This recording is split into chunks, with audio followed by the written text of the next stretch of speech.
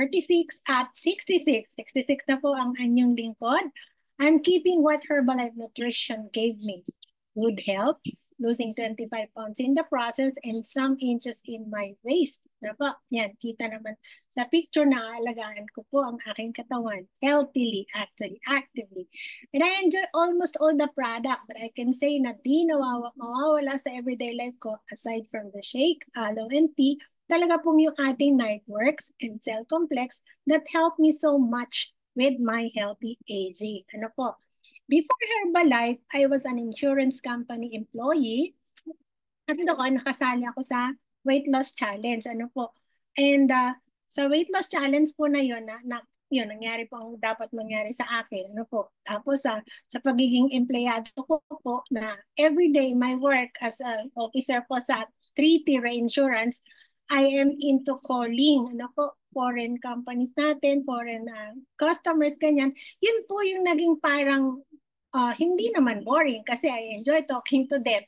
Yung parang nawalan ka ng time kasi nga po talagang from 8 to 5 talagang more often than not I usually have these calls and nakaka-exhaust. And nang matagpuan ko po talaga, ano po, nang na-introduce sa akin ng Herbalife in 2012, gumandang pakiramdam ko, nasabi ko nga, enjoy ko na ang buhay ko since malapit nang mag-retire. This will be my life after employment. Ano po? So, nangyari po, nabigyan ako ng Herbalife ng opportunity to work with people, to meet other people, to work abroad, no po? And then, training abroad, and natutunan ko po paano pa din i-share ang ating mga share ang ating mga natutunan. Ano po? And iyon po, ang maganda pa rin doon, being a supervisor, nakaka-enjoy ako ng paggamit ng magagandang products natin na ibibigay ko sa aking mga kaibigan dito, sa mga customers natin, ang lahat ng opportunities, ang kagandahan sa katawan mo, kung anong nagagawa sa'yo. Ano po? Yan. And talagang maganda. Ano po? Kaya nga sabi ko ngayon, kahit ako retire, I might not be doing Herbalife full-time, masaya po ako kasi nakakatulong ka. Feel mo yung pagtulong mo. Feel mo yung nagagawang tulong ng Herbalife. Okay po. Yan. And the next slide po natin. It's so much for me. Thank you po. Ang ating pong topic ngayon is about 4 tips for eating mindfully. Ano po? Ayan, sabi ni Susan Bowerman. And on the next slide po, we will watch a video that will show us the disadvantage of eating mindlessly and its effect to our health. Ayan.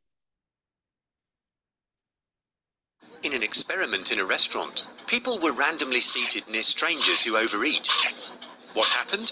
Those people started eating more too. It's called mindless eating.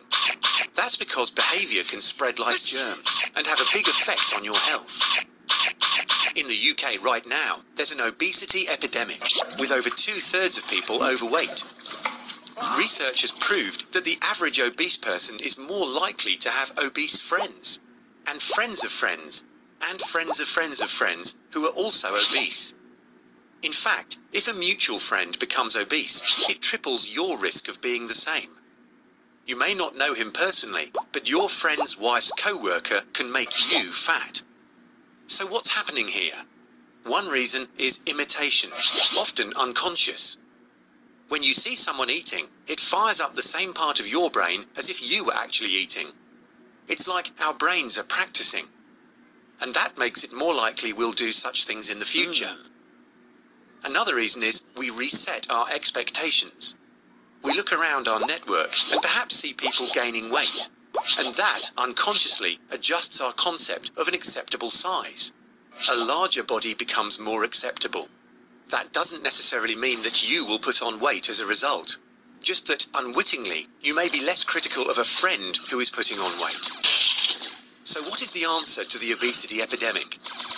Small changes we all might make in losing weight or taking better care of ourselves can be multiplied by the network around us, rippling outwards and benefiting hundreds or thousands of other people who we both know and don't know. Ayun. Tingnan mo po, no? Yung halimbawa ba, nagkakaroon ka ng mga friends na hindi hindi kumakain ng kailangan, no po? Mindless eating. Na kumbaga nagkakahawa-hawa. Yung tara na guys, kain tayo sa ganun, ganyan-ganyan. Now, on the next slide, meron tayong tanong dito. What happens ba when you eat mindlessly? No po? You're responding sa cues na nakakakain ka ng marami, no po? Nagkakaroon ng more calorie than sa kailangan natin, and yung discomfort of indigestion or bloating. And to continue on the next slide, if you want to enjoy in good health, you have to understand what proper nutrition is. Ano po? Yun po. But let's face it, getting the right amounts of these nutrients is nearly impossible these days. So ang tanong, ayan, what is mindful eating? Ano po? Ang mindful eating daw, sabi dito, being mindful of the food we eat can promote better digestion. Ano po, nakakaroon tayo ng mas magandang digestion kasi nga, dahan-dahan or kumbaga, iniisip natin kung ano yung tama. Keep you full with less food and influence wiser choices about what you eat in the future. It can also help you free yourself from unhealthy habits around food and eating. Ano po? Mindfulness can help relieve stress, ano po, that treat heart disease, lower blood pressure, reduce chronic pain, improve sleep, and alleviate gastrointestinal difficulties. Mindfulness improves mental health also. So mas maganda, maintindihan natin kung paano ba kumain mindful eating. Ano po? So sa next slide, we will learn how to eat mindful eating or taking care of the way we eat. Ayan po, meron tayong 4 na ways to eat mindful, being mindful. No? And the first one is, now the next slide po. Ayan. Be mindful of the way you eat. Ano po? On the first steps in eating mindfully is to become more aware of what triggers you to eat in the first place. Sa utak natin, iisipin natin, ayan, nasa likod ko po, ano, are we hungry, tired, anxious, bored? While you're noting that also rate how hungry you are on a scale of 1 to 5, where 1 means not hungry at all and 5 means I'm starving. Napo, after a week or so, examine your patterns. Napo, makikita niyo po dyan kung nasa na ba tayo doon. No, if you often eat because you're stressed, even though your hunger level is at 1, you'll want to find alternatives to eating para ma-relieve yung stress natin. Napo, magkakaroon tayo ng alternatives like taking a walk, calling a friend, make a chit chat, or maybe practicing some deep breathing na po para kumbaga ma-relieve yung ating gutom na hindi naman pala tayo gutom, no? Kasi ang hindi natin nalalaman, yung palang hindi natin pag-iisip kung tayo ba'y gutom or bakit tayo gutom. Basta ka tayo kakain kasi pag hindi natin alam bakit tayo kakain. Okay, ayan. The next slide naman po, eto, be mindful of how much you eat.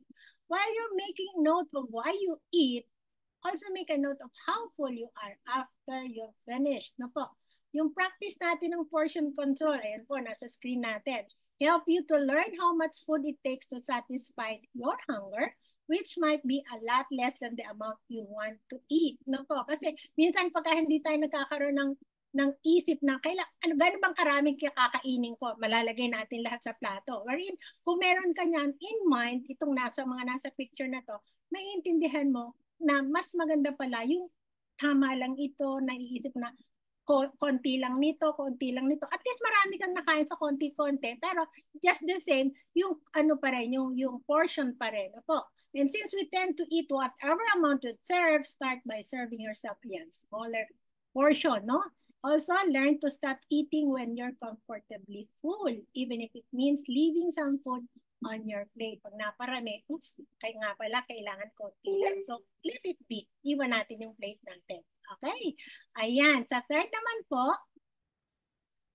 be mindful of how quickly you eat naman. Mindless eaters tend to eat quickly talaga, no? So, also make note of how long it takes you to eat a meal. If it takes you less than 10 minutes daw, make an effort to stretch it out to 20 minutes. Ano po, try putting your utensils down between bites o kasubo mo lang. Anuhin mo, no? Tapos, iswallow mo, each bite mo, yain ang husto para mas maganda ang digestion mo, no? Ano po? Ayan. Kasi po, pag nagmamadali tayo ng kain, ayan, meron diyang, makikita nyo, ano po, IBS. Ano po yun? Irritable Bowel Syndrome. that may develop, kaya po ng nasa yan, drawing like constipation, mucus in the bowel movement, and everything in the picture may develop pagka po tayo hindi nag-mind or hindi nag-iisip, paano ba tayo kumain? Mabilis, mabagal, dapat tama lang. Yan. Okay, and number 4 po, be mindful of how you eat. Are you eating on the go? Sabi nga. Or at your desk while you work? Kasi po yun, hindi magaganda eh. Or while you're watching television. So if you are, it's unlikely that you're paying much attention to your meal and more likely that you're just gobbling it down. Instead, try to be mindful of how you eat, no? Take the time to sit down, enjoy your food, put a placemat, turn on some music, and maybe even dimmer light. Kasi po, kumbaga ang pagkain natin, bilis-bilis, kailangan mag-relax tayo. Take our time. Kasi ang digestive system natin, pasasalamatan tayo. Kumbaga dahan-dahan tayong kakain. At ang pagkain natin, ibibigay niya sa katawan natin. Tamang-tama lang, lahat ng nutrition nakukuha natin. Kasi yung ibang po, pag kumain ka dito, biglang lalabas lang din, hindi mo nakuha lahat eh. Kung yung kinakain natin, kung paano natin kainin ng mga pagkain. Ayan, nandiyan ang mindful eating habits na kung ano yung kailangan natin kainin, mas maganda po maintindihan nyo yan. Makita nyo kung ano yung dapat kinakain natin. Ayan. And lastly, ito po, yan po yung pang-apat. And sa next slide po, yan, mga simple steps. Ways to eat mindfully. Yon. Sabi ko nga kanina po, slow down, chew well, smaller plates, eat well with others. Kasi po minsan, pag may kausap ka, yung iba minsan, yung may kausap, the more they eat. Pero pag may kausap ka, majority of us, pag may kausap, minsan, di ba, halos daldalan kayo ng daldalan, usap. So, hindi natin nakakain yung iba na hindi naman dapat din kainin na. Okay. Ayan. And on the next slide naman po, meron pa rin tayo 7 tips to improve your eating habits. Screenshot nyo po, it might help. Set your behavior goals, make them reasonable, start with the easiest changes first.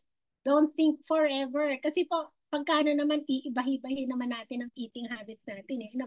Keep track so you know how well you're doing and try to anticipate what might derail you and plan accordingly. Practice the art of distraction. Yun nga po, yung kumbaga hindi kaya ng kaya. Tumingin ka naman sa iba para hindi yung pagkain lang nakafocus ka. Yung focus na, kumbaga yung mind din na kailangan ni dahan-dahan nga para hindi dali-dali. And notice what is your bad habit and break that chain. Ayan.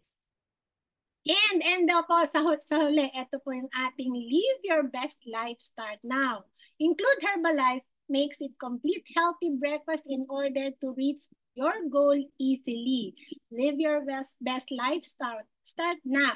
And ito po, on the next slide is a video by Dr. Luigi Carton advising us how to examine our food choices for better health. Ayan, let's watch the video po. We don't always examine what we eat every day. We may not realize our food choices could be hurting our health. I'm Dr. Luigi Grodin, here to share the power of good nutrition and show you how simple choices can make you healthier. It all starts with having balanced nutrition. Essentially, that means 40% carbohydrates, 30% protein, and 30% healthy fats. Don't forget to add in fiber and stay hydrated. Carbohydrates are your body's preferred source of fuel, and many of them are packed with nutrients. Vegetables, fruits, whole grains, and dairy products are the best sources of carbs. Protein supports your immune system and helps build and maintain lean muscles. You can get protein from meats, fish, poultry, eggs, soybeans, quinoa, and peas. Fats are essential too. Avoid the unhealthy saturated kind and go for that fat that'll protect your heart. You can find healthy fats in salmon, avocados, nuts, and olive oil. Remember, good nutrition is a choice. Choose Herbalife Nutrition. Ayan, good nutrition is a choice. Choose Herbalife Nutrition. And with that, with all those tips, this has been your episode. Coach Lisa saying thank you for watching. Back to you, Coach Jessie. Good morning. Yes, thank you, Coach Darling Lisa. So